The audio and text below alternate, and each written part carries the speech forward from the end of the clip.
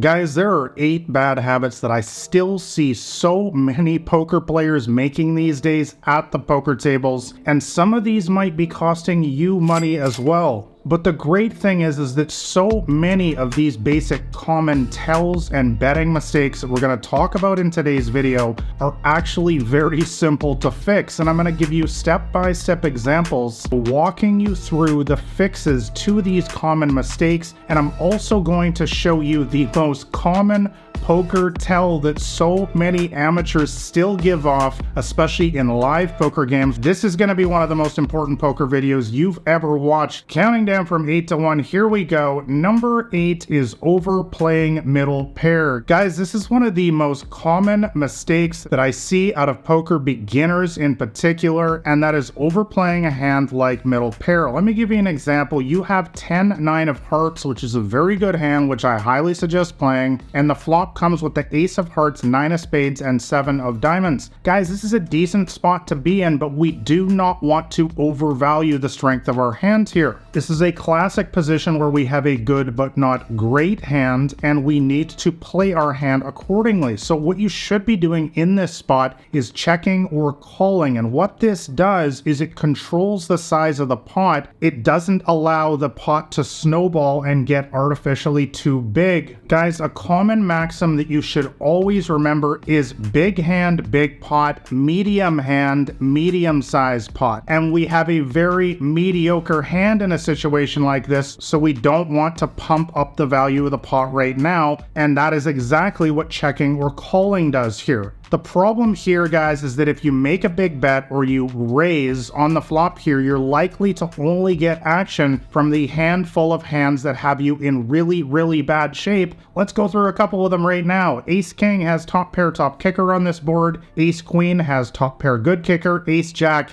also far ahead. These hands are like 80% to win against us, guys, with top pair. Pocket nines has a set on this board, which has us in really, really bad shape. Same thing with pocket sevens. Guys, I could go on and on. There's 2 pairs on this board. There's even hands like pocket kings, pocket queens that are ahead of us. So guys, bottom line, always remember big hand, big pot, medium-sized hand, medium-sized pot. Let's move on to bad habit number 7 that is costing a lot of poker players these days, and you could probably guess it already, that is overplaying top pair. Guys, this is another common one that I see again and again, especially with amateurs in today's games. All good poker players know that you should also be pot controlling with this hand. Let me give you another example once again. So you've got ace jack in this hand, ace of spades, jack of hearts, and by the turn, the board reads the ace of hearts, 9 of spades, 7 of diamonds, and 10 of clubs. Alright guys, so this is a very similar spot to the previous example. In fact, it's the exact same flop, but we have a slightly better hand in this spot with top pair. However, it's important to understand, guys, that we don't have the best top pair. Once again, in poker, we're playing the best 5-card hand, and ace king and ace queen are significantly ahead of us on this board. In fact, both of those hands, once again, are about 80% to beat us. The other thing is that this turn card, that 10 of clubs, creates a ton of 2-pair possibilities. It completes a couple straights, and that is why you should be check calling versus any reasonable player in this situation, just like in the previous hand, because once again, guys, this controls the size of the pot. Again, there are multiple hands that are way ahead of us in this situation. We just talked about a couple of them, ace king, ace queen. Ace 10, though, has also made 2-pair on this turn. Ace 9 already had us beat on the flop. Ace 7 also already had us beat on the flop. 10-9, though, has turned a 2-pair here. Jack 8 has made the straight here on the turn. Pocket 9s, pocket 7s actually have us near drawing dead on this board. Guys, this is a very classic situation where you need to be able to read the board texture in this spot and understand that our hand here with ace jack is like the 15th best hand on this board. Therefore, going off the rule that we set for ourselves before, big pot, big hand, medium-sized hand, medium-sized pot. Guys, check or call in this situation to manage the size of the pot. Don't make a big bet or a big raise here, because that's going to snowball the size of the pot, and it's going to be very, very painful for you if they wind up with one of these other hands that has us in very bad shape. Alright guys, let's move on to bad habit number 6 that so many beginners make these days, and that is making bad river calls. Guys, all advanced poker players understand that you need to be assessing the player type at every stage of the hand. This is something that I talk about in extensive detail in my Elite Poker Training University. 200 plus example hands, 50 plus hours of advanced poker training, and everything is focused on the 5 main poker player types: nit, tag, lag, maniac, and fish. I don't have time to break those down in detail in this video, but in a nutshell, guys, all of your decisions at the table need to be based around the player type you're up against. So we're going to be up against one of them in this situation, which is the nit. For those of you guys who do not know, this is the tightest player at the table. So you've got the ace of spades and the king of diamonds here versus a nit on the river of king of hearts, 8 of spades, 7 of diamonds, jack of spades, 3 of hearts. So in a situation, guys, like this, you should be bet folding in this spot. The biggest mistake that a lot of beginners will make is going for some crazy check raise in a situation like this, or some other wild play that's going to once again inflate the size of the pot when the relative strength of our hand versus this specific player type is not very good in this situation. Once again, guys, if we get raised here, the tightest player at the table is going to show us a hand like pocket kings for top set, king jack, which hit 2 pair on the turn, pocket 8s, pocket 7s, both have 3 of a kind,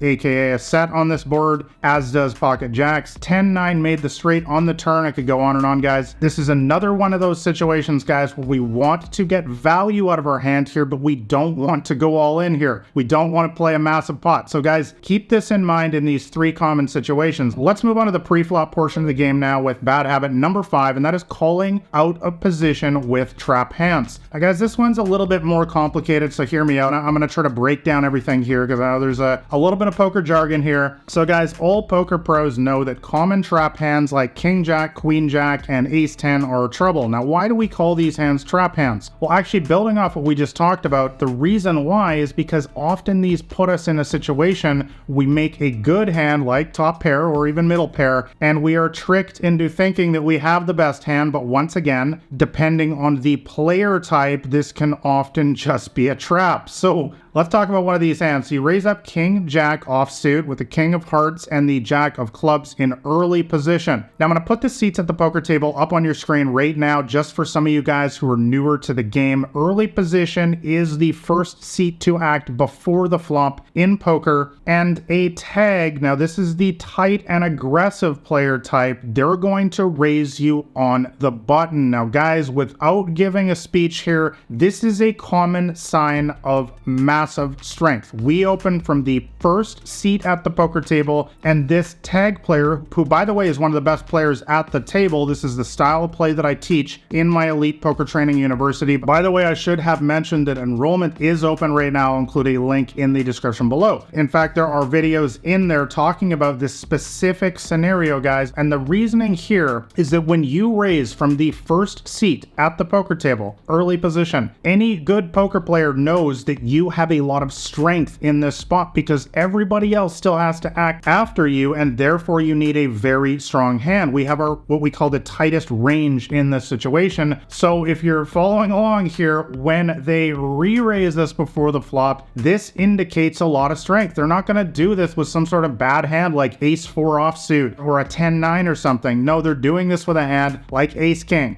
like king queen, for example, which have our hand in very, very bad shape. So let's assume you call this 3-bet out of position here. And by the way, when I say out of position, I mean that you're going to be acting first on the flop, turn, and river. Massive proven statistical disadvantage in poker. So the flop comes down with a king of spades, 7 of hearts, and 8 of diamonds. Awesome, right? We hit top pair. But guys, going back to the simple logic of the pre-flop here, if this player does have one of those hands like ace king or king queen, you're in an absolute world of hurt here. You're likely to lose a very, very big pot here. But what is the simple fix, guys? The simple fix was to just fold before the flop. It's to understand that when a good thinking opponent like a tag player who is watching videos like this, who takes the game seriously, re-raises you before the flop when you raised in early position, this means a really strong hand, and therefore when we call with one of these trap hands like king jack, we're literally setting ourselves up for disaster. disaster on a flop like this. So guys, bottom line, do not call pre-flop raises out of position with hands like king jack, queen jack, ace 10. It is absolutely a recipe for disaster. Let's move on to bad habit number 4 that you will see so many poker beginners still making these days, and that is bluffing the fish. Guys, this is one of the biggest mistakes you can possibly make at the poker table. Why would you want to bluff the players who don't like to fold? This is literally the definition of the square peg through the round hole. It doesn't work. Let me give you an example. Once again, you have ace queen offsuit, ace of spades, queen of diamonds versus a fish. Again, this is one of my 5 major poker player types. This is the loose player who plays any kind of trashy hand, who loves to call with any kind of draw, who chases you down with bottom pair. I'm sure you're fairly familiar with this player type. And by the river, the board reads the king of diamonds, jack of spades, 7 of diamonds, 4 of clubs, and 3 of diamonds. Guys, we have nothing on this board, and what you should be doing is checking and giving up. The biggest mistake that a lot of amateurs make, and who could blame them, is trying to win every pot. Guys, we know the player type in this situation, not gonna fold anything. We know that we don't have anything on this board. That's strike number 2. Strike number 3 is that this is a highly coordinated board with an absolute plethora of different hands that can beat us, such as the flushes that came through on the river. There's tons of different straights with a 5-6, for example, that also came through. And also, we just know that this player doesn't fold anything. If this player literally hit the 3 on the river, if this player has queen 3, which fish will play, they're going to call you on this river, guys. And the biggest problem is, a lot of people don't understand, is that this actually snowballs mentally later on. You're gonna get frustrated beyond belief when this player flips over the queen 3 here, and you're gonna ask yourself, why is this player even in the hand? And it's going to get you frustrated, and it's going to affect your play in future hands, which is going to affect our winnings even more. So guys, bottom line, do not bluff the fish in a situation like this.